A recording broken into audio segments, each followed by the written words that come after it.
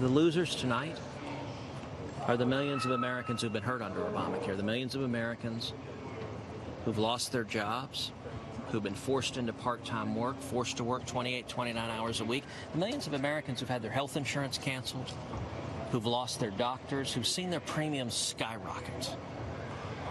The 6.5 million Americans each year who are fined by the IRS because they don't make enough money to afford health insurance.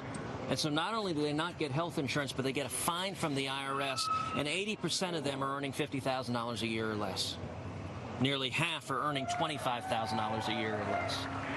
It's the single moms, it's the truck drivers, it's the steel workers, it's the working men and women who are left behind tonight. That's unfortunate.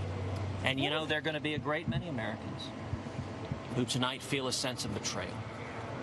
Feel a sense of betrayal that politicians stood up and made a promise. I'll tell you this, if you stand up and campaign and say we're going to repeal Obamacare, and you vote for Obamacare, those are not consistent. And the American people are entirely justified in saying any politician who told me that and voted the other way didn't tell me the truth. They lied to me. But I will say also the democratic process is a long process. In the next 24 hours, in the next week, Democrats will crow exultantly. They will claim total victory for a collapsing and failing law that is Obamacare. And the media will write story after story after story about how Obamacare will remain, even though it is failing and hurting millions of Americans. But after all of the chest beating off, after all of the proud victory laps of the left, I believe this Congress will come back, and in time, we will honor our promises. You know, senators are going to go home the next few weeks. They're going to go home to their states.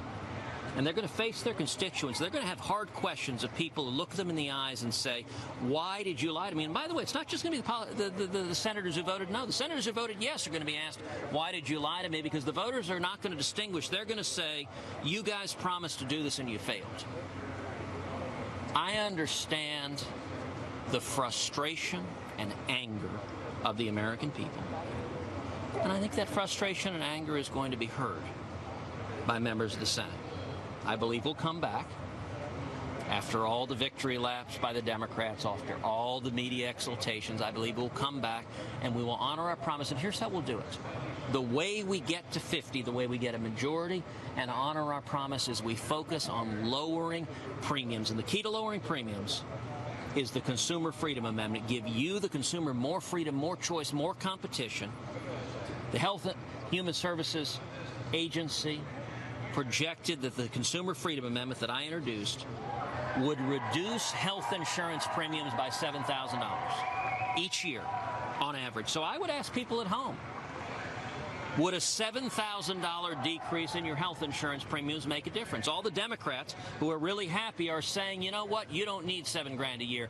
They're happy to overcharge you. And by the way, when your premiums go up next year, the Democrats are happy for you to pay more year after year after year when you're struggling to provide for your families. That's not right. In the 5 years I've served in the Senate, there's no issue I have fought harder on, devoted more time to, than stopping the disaster that is Obamacare. And mark my words, I am committed to this fight.